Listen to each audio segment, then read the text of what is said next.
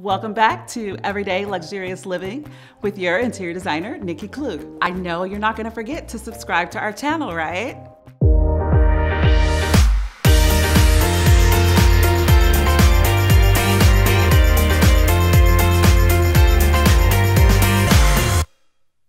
So many times I run into entrepreneurs that are working from their laptops in Starbucks and Coffee Bean and Einstein's Bagels.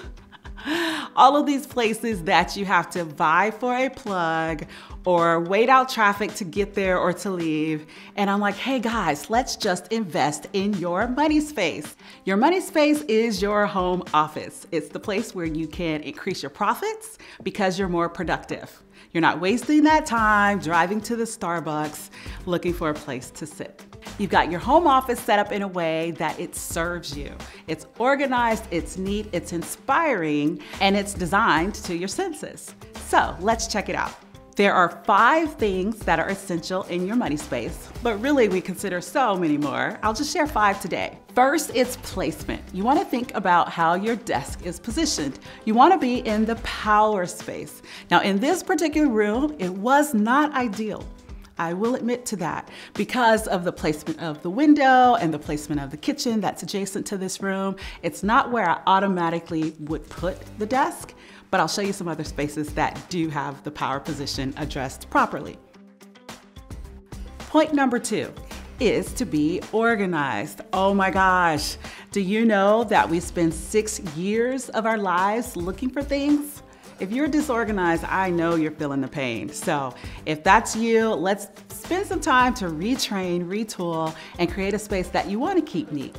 Third is your big why. Why is it that you do what you do? Of course, money can be a motivator, but oftentimes there's something underneath that.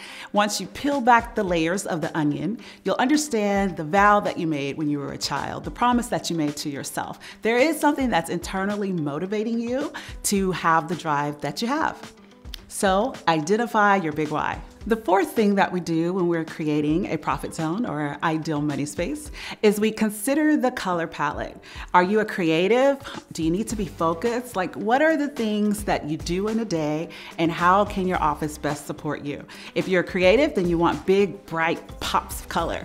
If you want to stay focused, then you're going to go with more navy blues and some deeper serene colors. So there is a whole spectrum, and colors have their own theories and meanings and even connotations depending on where you live that we take into account when we're designing a money space. And the last important tip that I can share with you about money spaces right now is the ergonomics of the space. So be careful about your desk height and your chair height. There's actually charts to help you determine what is going to best fit your body. So depending on your measurements, your size, your height, all of those things can be taken into account so that you have the perfect desk chair and that you're at the perfect heights and levels for keyboards and monitor and chair. So that's all I'm going to share with you about money spaces right now. I think I should do a whole series because it's more than just those 5 tips. What I really was here to show you today is how this home office ties into the rest of this space. It's part of the living and dining room. It's all opened up into one area, and it's a mid-century modern style. So if you take a look at the desk and the artwork, it all has that throwback to the mid-century modern, AKA MCM, and it just works perfectly with the living and the dining room. Again, to bring in the luxury, we have very plush fabrics. We have drapery in this room. As we were talking with this client and understanding how they live, we understood that they absolutely wanted a home office. Okay, so they initially thought that it was going to be one of the guest bedrooms. But when we walked through, we were like, wait a minute, we can make a living dining room combo and we can use what is traditionally used as a dining room and make that your office. Now, the benefit of that is that you're not stuck back in a small little tiny space with smaller windows and closed off. It's only one, 36-inch opening. This room is more connected to the family, to the activities that's going on. And so work happens in this space, but it can be dual purpose so that when they have guests, it's kind of an overflow. It's connected to the kitchen. The homeowner let me know that she loves when her sons come over because they can hang out in this space while she's cooking dinner. And so although, again, it's an office, it's multi-purpose.